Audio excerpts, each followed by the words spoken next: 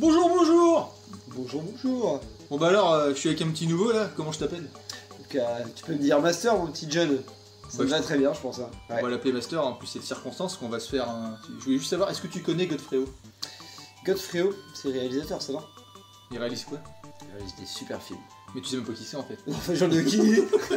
Bon, on va se faire un petit hors-série là. C'est la trilogie Godfrey Ninja. Alors dessus t'as 3 films de ninja. Alors je te propose d'en choisir un. Alors t'as le choix entre Clash Commando, Ninja in Action et Ninja American Warrior. Donc tu prends celui que tu veux. Eh ben écoute, j'ai déjà regardé les résumés des films et le petit Ninja American Warrior, ça a l'air pas mal quoi. Alors qu'il est flic le jour, la nuit, il devient le ninja blanc. Ça je pense que c'est pas mal. En plus aujourd'hui il neige, donc ninja blanc c'est vraiment de circonstance. Moi je pense que je vais prendre Clash Commando.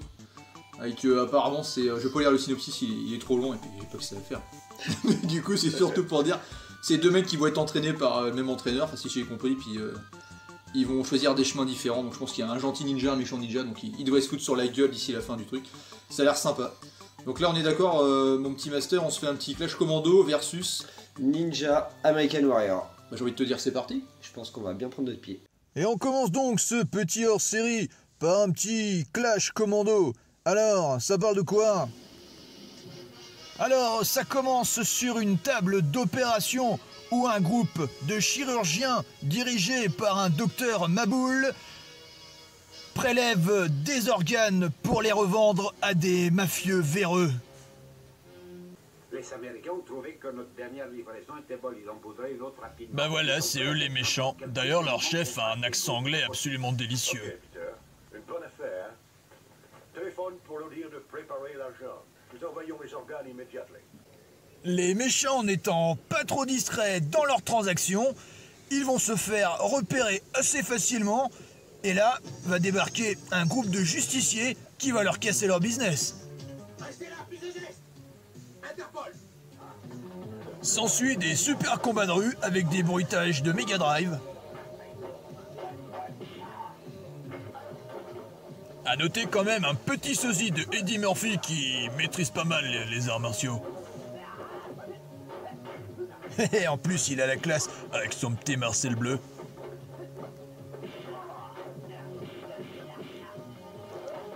Et c'est là que rentre en piste un ninja noir mystérieux qui, pour faire taire les méchants terroristes, décide de leur tirer des petites fléchettes empoisonnées. Et je peux vous dire que c'est radical.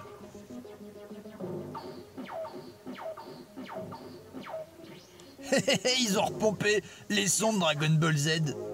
Retour au commissariat pour comprendre ce qui se passe. Cette affaire est en relation avec la mafia asiatique. Et ben voilà, l'enquête peut enfin commencer. À partir de là, on va voir des petits ninjas un petit peu partout. Vous avez retrouvé ces 2 imbéciles qui ont réussi à s'échapper hier soir? Les 2 mecs qui parlent, c'est des mecs qui se sont échappés parce qu'ils voulaient pas passer sur la table d'opération. Je pense qu'ils tiennent vraiment à leurs organes. Hey, oncle Shin, je t'ai ramené 2 copains.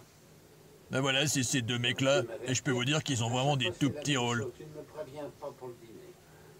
Alors la police de Hong Kong, ils sont hyper efficaces, hein. Ils vont pas mettre longtemps à capter que le méchant terroriste, il est aussi ninja.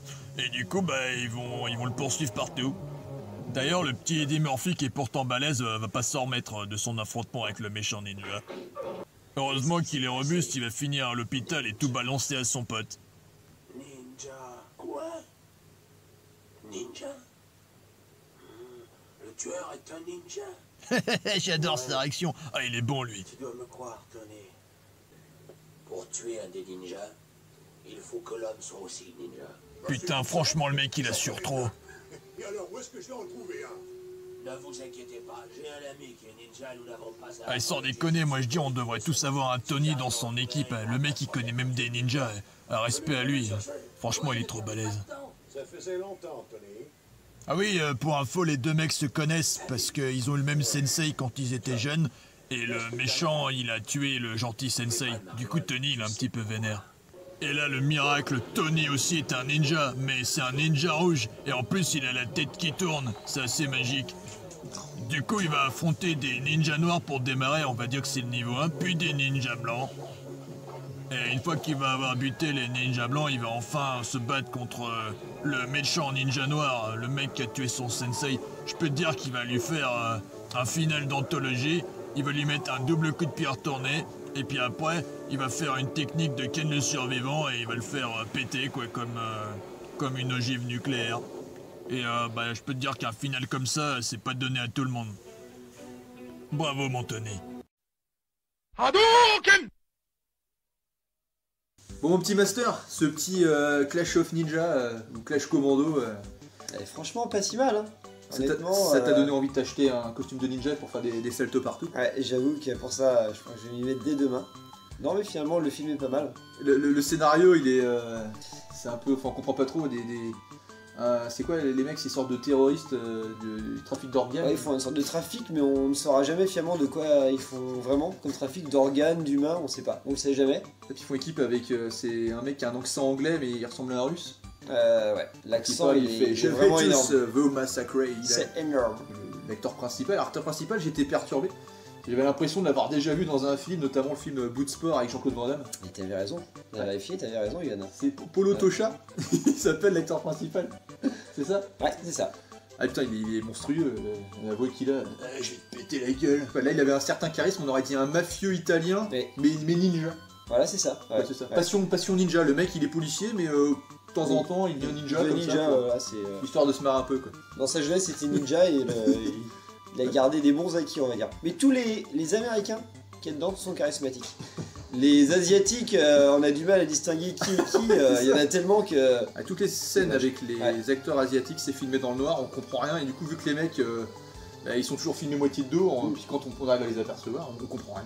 En termes de nanar pur, je sais pas ce que t'en penses, là pour le coup c'est du vrai nanar. Ah, totalement. Donc, On passe un bon moment à regarder le film. On comprend pas tout le scénario, mais on passe un bon moment. on n'a pas expliqué, le méchant du film avec l'accent anglais, il était partenaire de combat, en fait il est le même sensei. Voilà, Que c'est le Polo- même maître exactement. que Le Polo gentil et Tosha. le méchant ont le même maître, il faut vraiment pas louper la fin, quoi. La fin, la fin c'est une fin explosive, on peut le dire. Ah, c'est carrément le cas. Ouais. On va regarder le prochain, je sais même plus, c'est C'était Ninja American Ninja Warrior. American Warrior, et puis bon, on va voir S'il arrive à rivaliser avec celui-là. lequel Ouais. est le meilleur ninja entre le premier et puis le deuxième. Il y en a bien qui va l'emporter, quoi. Comme dirait le méchant, suspense. Suspense. Et c'est parti pour Ninja American Warrior. Alors, ça parle de quoi? Bah, ça commence avec un règlement de compte sur fond de trafic de drogue, avec un tireur expérimenté aux cheveux pyroxydés. Et quand je dis qu'il élimine tout le monde, il élimine vraiment tout le monde.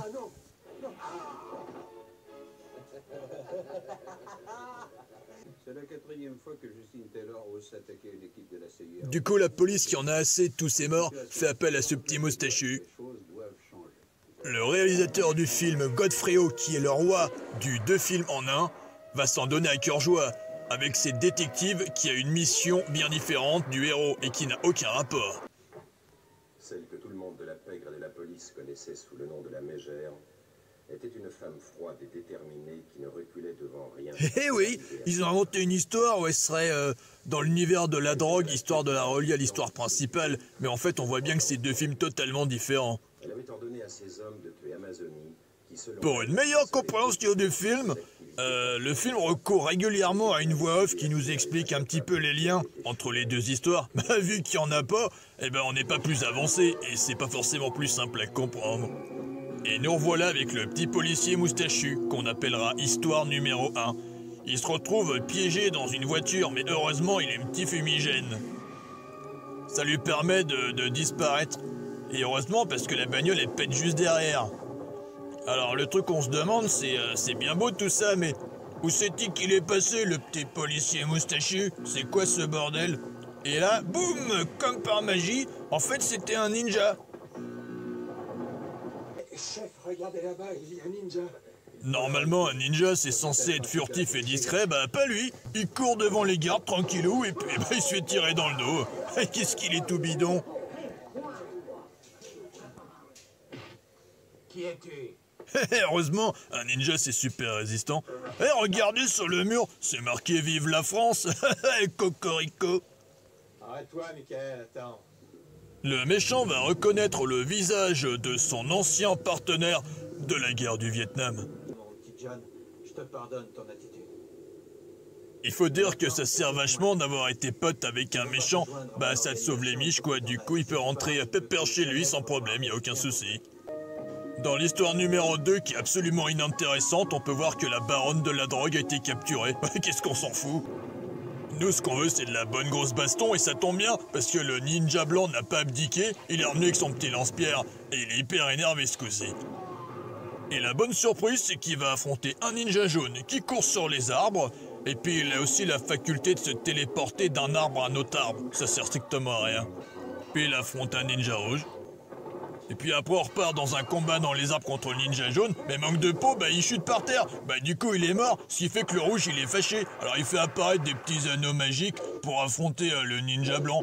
Sauf que le ninja blanc, bah il se laisse pas faire, hein, il est assez balèze, du coup il va tuer le ninja rouge. Le méchant blanc il est pas content, mais heureusement le ninja blanc il a des pouvoirs télékinésiques et il va capturer le blond avec ses petits anneaux magiques. Taylor, reviens aux États-Unis avec moi. J'ai pas envie de passer sur la chaise électrique. C'est pas de bol, t'aurais dû accepter mon petit bonhomme. Je t'avais prévenu, Taylor. Maintenant, il est trop tard. Eh ben oui, il t'avait prévenu. Faut croire que le blondinet, il est pas très costaud parce que rien qu'un petit truc dans le dos et puis il est mort. Faut croire qu'il avait une santé fragile.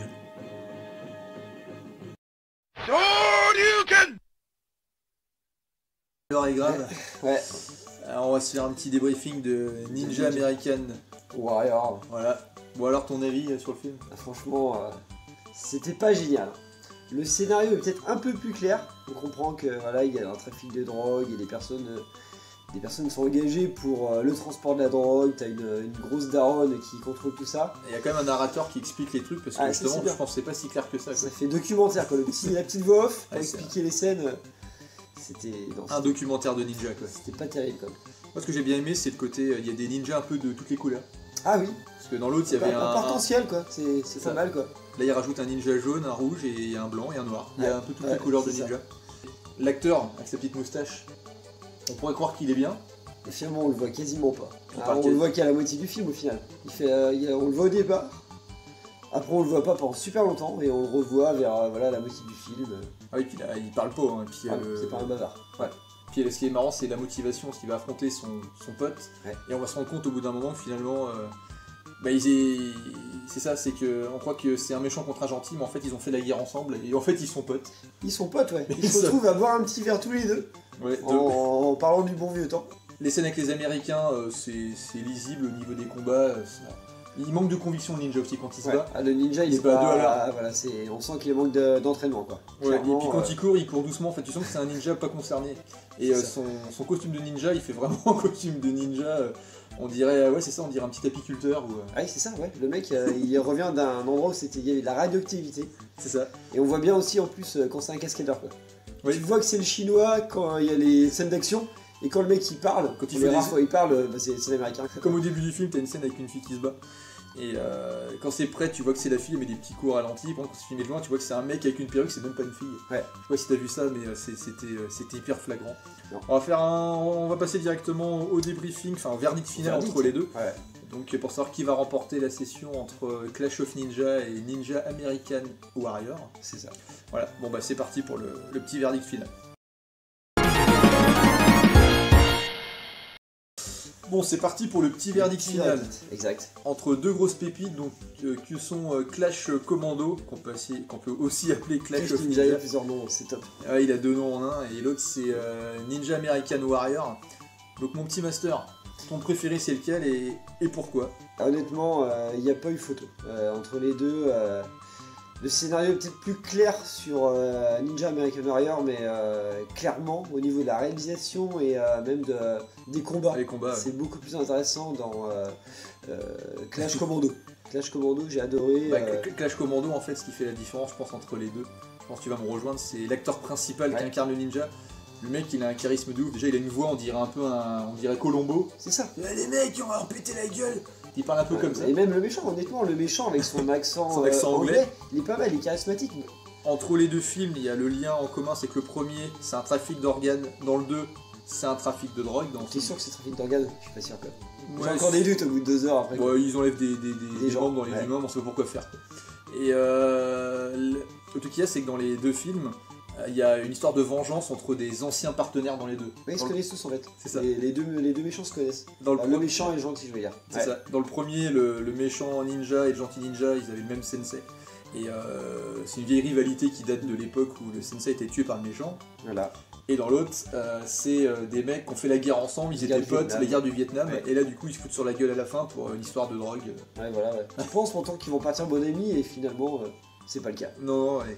Bah, c'est ça qu'au niveau, voilà, au niveau des deux films, je trouve que techniquement c'était équilibré, mais pour la mise en scène, les combats, et puis Le charisme des acteurs, le charisme des acteurs, Clash- puis Clash les Commando, dialogues c'était beaucoup pas mal. plus nanardesques, je trouve, Ouais. sur le premier. c'est sûr. Clash of Ninja, il était au-dessus, et un très très bon nanar par contre. Ah oui, tu passes un moment, enfin moi j'ai passé un moment en le regardant, Ouais. tu rigoles parce qu'il y a toujours des scènes un peu loufoques, Ouais. il y a des combats qui se valent quand même pas trop mal, et comme je disais, les acteurs américains, je précise, qui sont bien quoi. Malheureusement pour nos amis asiatiques, t'enlèves les américains de ce film-là, enfin, Ah, c'est les sûr. scènes elles ont ni queue ni tête.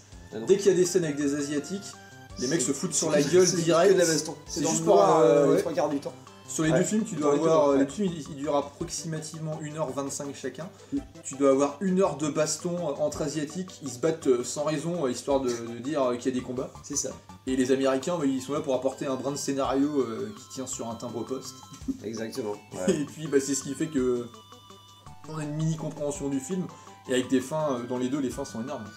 Ouais, les fins sont énormes, j'ai quand même préféré la fin du premier. Non, mais largement. Parce que C'est génial. c'est plus sympa. Ouais. L'autre ça finit, il se fait buter dans le dos quoi, c'est juste ça. Oui, puis avec une petite Le de méchant. ninja mais qui tombe, et puis l'autre il marche vers le méchant, puis le The End qui tombe.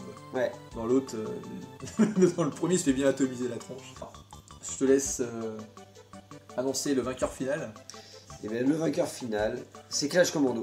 Bah voilà, Direct, c'est voilà. c'est bien dit, c'est très bien dit. Bravo. Super. Merci. À la prochaine.